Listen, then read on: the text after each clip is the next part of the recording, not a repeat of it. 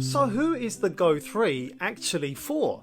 Because from what I'm seeing, it's kind of divided the Go 2 community of users, though I'm starting to see that some have got the Go 3 and are saying that they're glad they've made the switch. Be sure to leave me a comment below maybe, but just watch this first. So here's the thing. I actually think that I'll be using this Go 3 in a couple of different ways, maybe more. Just like the original Go and Go 2, when it's on my chest mount and hat clip, I'll be using it for in-the-moment quick and dirty video. Most likely I'll use it for social clips or just watching together for fun as a family. I don't think that that has changed. It's still a really fun, easy to use device for capturing great moments. But there's another use case here, and that's for vlogging.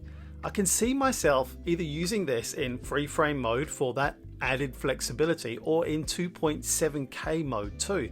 But the thing here is that I'll likely be using this with the Action Pod because that screen is way more useful than I thought it would be. And now, after my mic tests and stabilization tests, which I've made videos about, check the cards above and in the video description, I'm more confident that this actually makes a great handheld vlogging camera that captures high enough quality for social media and even great YouTube videos. I don't even think you need a selfie stick, just straight out of your pocket will do, if it doesn't snag on the way out. And you're recording with the confidence of getting your framing just right with that screen. It's not professional quality, and it's not meant to be, but I think that Insta360 have improved it enough to be noticeably better than the Go 2. But here's the other way in which I think I'll use the Go 3, because with that 2.7K video option, it's possible to use it in a mounted way on a tripod or some other option and capture great cinematic footage, especially if you combine it with other creative options like ND filters. And the screen will certainly help you with planning those shots. That's not to say you couldn't do this with the Go 2. You could, but getting the footage straight out of camera and onto my iPad Pro using that 2.7K video mode helps me with my creative workflow, and I think it might help others too.